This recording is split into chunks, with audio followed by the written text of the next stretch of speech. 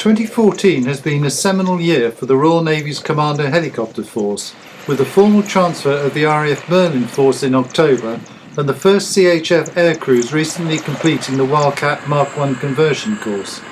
During this period they have also been undertaking combat operations in Afghanistan whilst providing an operational capability in support of UK defence operating the current Commando Sea King fleet.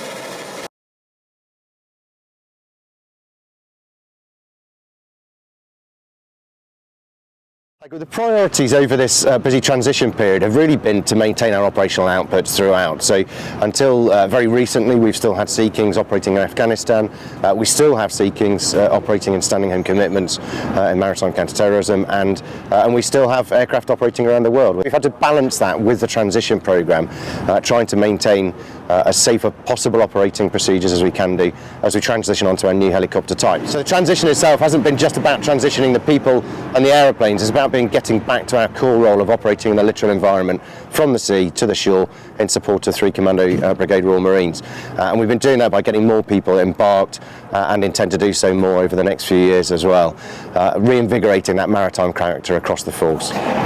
You asked about enhancing the role of the CHF with the new aeroplanes coming online, the Merlin and the Wildcat. Our role hasn't really changed. It's still there as battlefield helicopters in support of 3 Commando Brigade and the wider Army units as well. What adapting to our new helicopters is able to do though is to provide that role significantly better in the digital age versus the analogue aeroplanes. So with a Merlin it will lift twice as many people as a Sea King, take them significantly further and in 2/3 of the time. The Wildcat has state-of-the-art sensors and radio fits and comms fits that will enable a battle picture to be given back to the battle group and commanders on the ground to enable a far better situational awareness across the piece.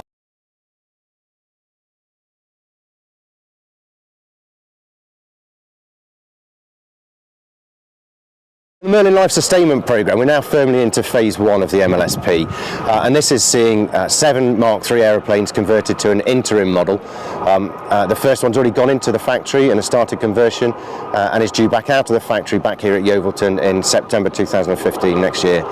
We're hoping to have all 7 with us by the end of March 2016 in order that they can take on the MCT role from the Sea King before it goes out of service at the end of March 2016.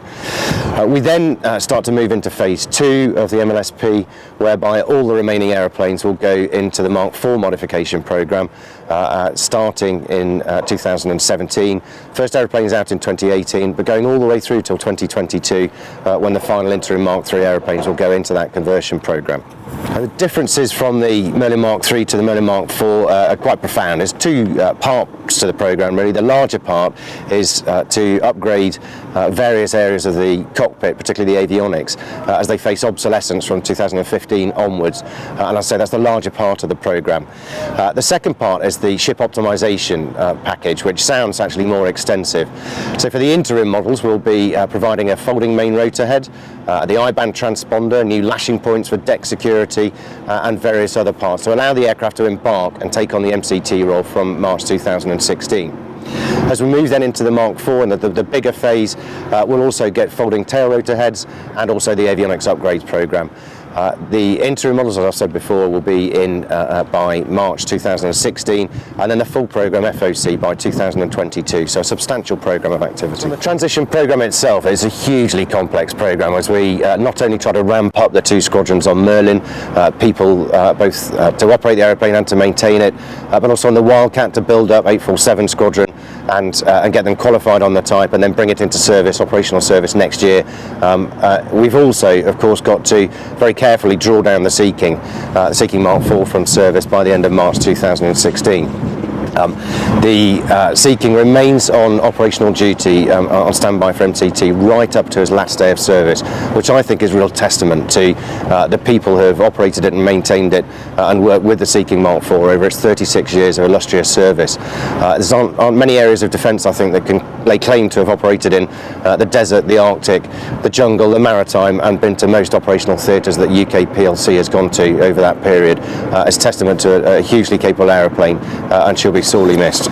On the Merlin, 846 Naval Air Squadron has stood up on the Merlin already up at RAF Benson. She returns home in the majority of 846 Squadron returns home to Yeovilton in April next year, April 2015, with the remainder over the summer of 2015.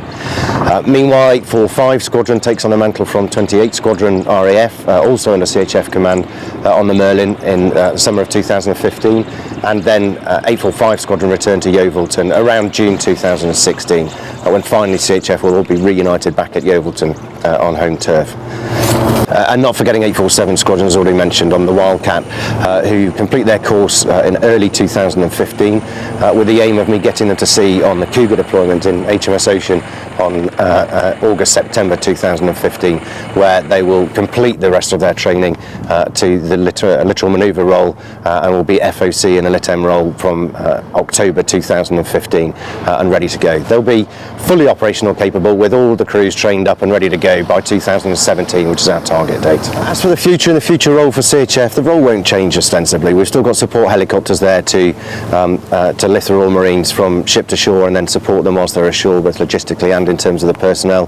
The Wildcat role will subtly change in that it's an I-Star platform, not the same as the Lynx 7 and 9 Alpha that they previously operated, and that will be a new capability for 3 Commando Brigade, and also as part of the Joint Helicopter Command, the versatile force that CHF is will continue to support 3 Commando Brigade and the rest of the Army through towards 2020, when we move far more to a more contingent capability. CHF's always been that, though. We've continued to support contingent operations throughout the period, through operations in Afghanistan and Iraq, whether that's been operations in Libya or Sierra Leone or the Philippines, and way back beyond through into Bosnia as well.